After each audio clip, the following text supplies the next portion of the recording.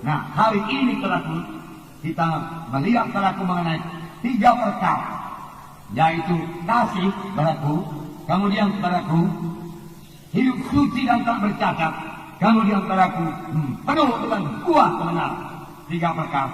Kasih yang sejati yang daripada Tuhan, kemudian saudaraku hidup yang suci dan tidak bercacat, kemudian penuh dengan buah kebenaran.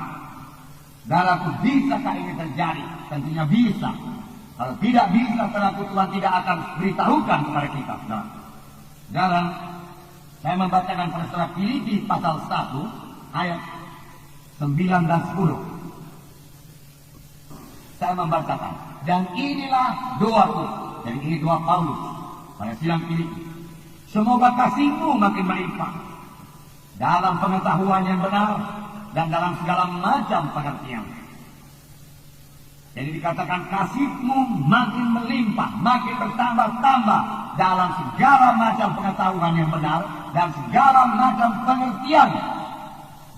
Kemudian ayat 10, sehingga kamu dapat memilih apa yang baik, supaya kamu suci dan tak bercacat menjelang hari Kristus, penuh dengan buah kebenaran yang dikerjakan oleh Yesus Kristus untuk memuliakan dan memuji Allah. Penuh dengan buah kebenaran yang dikerjakan oleh Yesus. Amin, saudaraku. Jadi Yesus yang mengerjakan ini semua di dalam kita, saudaraku. Nah, yang pertama, saudaraku, dikatakan, saudaraku, kasih.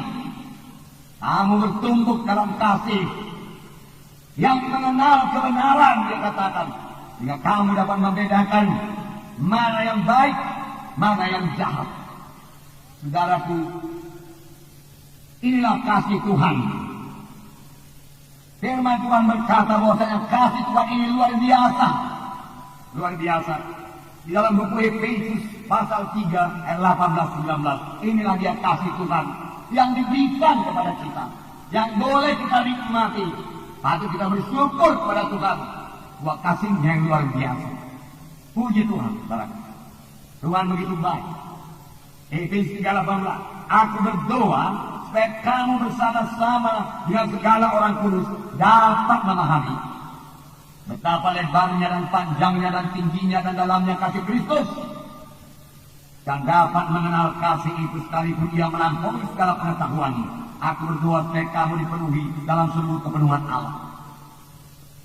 Paulus berdoa, biarlah kamu mengenal begitulah besarnya kasih Yesus, melebihi akalmu. Terlalu tinggi, terlalu dalam, terlalu lebar, terlalu panjang, tidak bisa kamu ukur. Itu melebihi akalmu. Kasih Allah sangat besar. Biarlah pada hari ini kita tidak membatasi kasih Tuhan tersebut. Bagaimana membatasi kasih Tuhan tersebut? Kalau kita berkata dosaku terlalu besar, Tuhan tidak akan mengampuni dosaku. Ini sudah hukuman bagiku. Karena berkata, saudaraku, firman Tuhan berkata, walau dosamu merah patmas sekalipun jadi putih seperti salju, firman Tuhan berkata, Tuhan datang untuk mengampuni dosa yang besar sekalipun, saudaraku, bisa disucikan oleh darah Yesus. Sepanjang orang itu mengambil keputusan yang tegas untuk bertobat, saudaraku. Tapi kalau orang itu sendiri tidak berniat untuk bertobat, saudaraku, dan mau terus hidup dalam dosanya, dan dia mengandalkan kasih Tuhan yang berkata, kasih Tuhan begitu panjang, lebar, dan dalam, dia tidak akan membiarkan aku ke neraka, maka dia sudah salah pengertian, salah perkiraan. Saudaraku, memang kasih Tuhan begitu besar, saudaraku, tetapi Tuhan membenci dosa, saudaraku.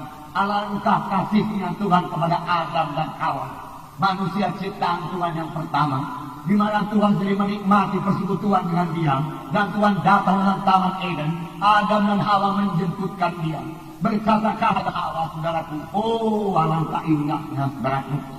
Hawa juga menikmati persekutuan dengan Tuhan, Adam juga menikmati persekutuan dengan Tuhan. Tuhan sendiri menikmati persekutuan dengan Adam dan Hawa, termasuk menikmati persekutuan dengan saudara dan saya. Amin, saudaraku. Tetapi apa yang terjadi pada waktu Adam dan Hawa jatuh kepada dosa? Tuhan hukum mereka. Luar biasa hukuman Tuhan. Diusir daripada Taman Eden. Bahkan dikatakan lagi dosa ini akan jadi kepadamu. Dia katakan, aku akan menambah susah payah pada waktu kamu melahirkan. Dia katakan dan lain sebagainya. Saudaraku, sudah itulah dia Tuhan yang maha kasih, maha penyayang, maha pengampun. Saudaraku, dia tetap menghukum dosa. Saudara, sebagai anak-anak Tuhan, kita tidak bisa hidup sebagai orang dunia ini. Hari Senin, Selasa, Rabu, Kamis, Jumat, Sabtu, kemudian hari Minggu datang ke gereja dan minta semua dosa kita diampuni Tuhan. Haleluya, ampunilah dosa saya Tuhan. Saya sudah berdosa Senin, Selasa, Rabu, Kamis, Jumat, Sabtu. Ampuni semua Tuhan, ampuni. Saudara, saya katakan kepada saudara, Tuhan akan mengampuni dosa saudara. Tuhan pasti mengampuni dosa saudara. Kalau saudara mulai saat itu bertobat, saudaraku, saudara bertekad betul-betul tidak lagi menyentuh dosa itu. Oleh jadi saudara datang kepada hamba Tuhan dan berkata, oh hamba Tuhan letakkan tanganmu atas saya, dan saya bebas daripada dosa ikatan ini. Aku sudah bosan dengan dosa ini. Aku tahu dosa ini membawa ke neraka. Oh bebaskan aku, saudara berkata. Maka Tuhan akan membebaskan saudara. Tetapi jangan berbuat dosa lagi. Jangan berbuat dosa lagi.